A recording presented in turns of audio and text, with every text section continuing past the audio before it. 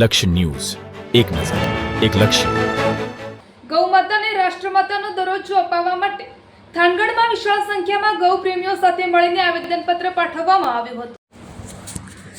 સમગ્ર દેશમાં આજે ગૌ માતાને રાષ્ટ્રમાતા જાહેર કરવાની માંગ સાથે વિવિધ તાલુકા અને જિલ્લાઓમાં સંતો, મહંતો, ગૌ પ્રેમીઓ અને હિન્દુ સંગઠનો દ્વારા આવેદનપત્રો આપવામાં આવ્યા હતા.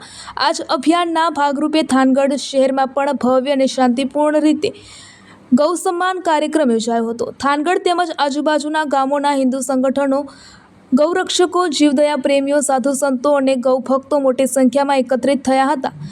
ગૌ માતાના પ્રત્યેની અખંડ આસ્થા અને સંસ્કૃતિના સંરક્ષણના સંકલ્પ સાથે સૌએ સાથે મળીને 5000થી વધુ જેટલી સહીઓ એકત્રિત કરી હતી.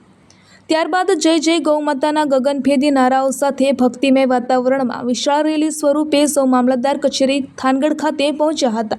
ત્યાં માનનીય રાષ્ટ્રપતિશ્રીને સંબોધી આવેદનપત્ર મામલતદારશ્રીને શાંતિપૂર્ણ રીતે અર્પણ કરવામાં આવ્યું હતું. આ કાર્યક્રમ દરમિયાન સંતો, મહંતોએ ગૌ સેવાના મહત્વ પર પ્રકાશ પાડતા જણાવ્યું હતું કે ગૌ માતા ભારતીય સંસ્કૃતિ, કૃષિ અને આધ્યાત્મિક પરંપરાનું પ્રતીક છે. ગૌરક્ષા અને ગૌ સન્માન એ સમગ્ર સમાજની લાગણી સાથે જોડાયેલો વિષય હોવાનું તેમણે જણાવ્યું હતું. આ પ્રસંગે મોટી સંખ્યામાં ઉપસ્થિત ભક્તો અને નાગરિકોમાં ભારે ઉત્સાહ જોવા મળ્યો હતો. સમગ્ર કાર્યક્રમ ભક્તિ, શિસ્ત અને રાષ્ટ્રભાવનાથી ઓતપ્રોત રહ્યો હતો. આયોજકો દ્વારા જણાવવામાં આવ્યું હતું કે ગૌ માતાને રાષ્ટ્રમાતાનો દરજ્જો મળે તે દેશના કરોડો ગૌ ભક્તોની લાગણી અને આ માટે આગામી સમયમાં પણ જનજાગૃતિના કાર્યક્રમો ચાલુ રાખવામાં આવશે. રિપોર્ટર જયેશભાઈ મોરી.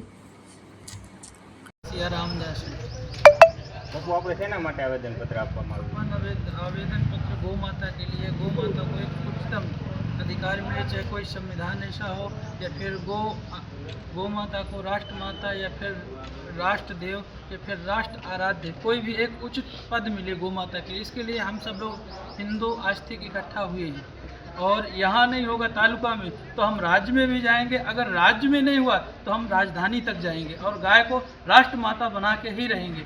जय गौ माता, जय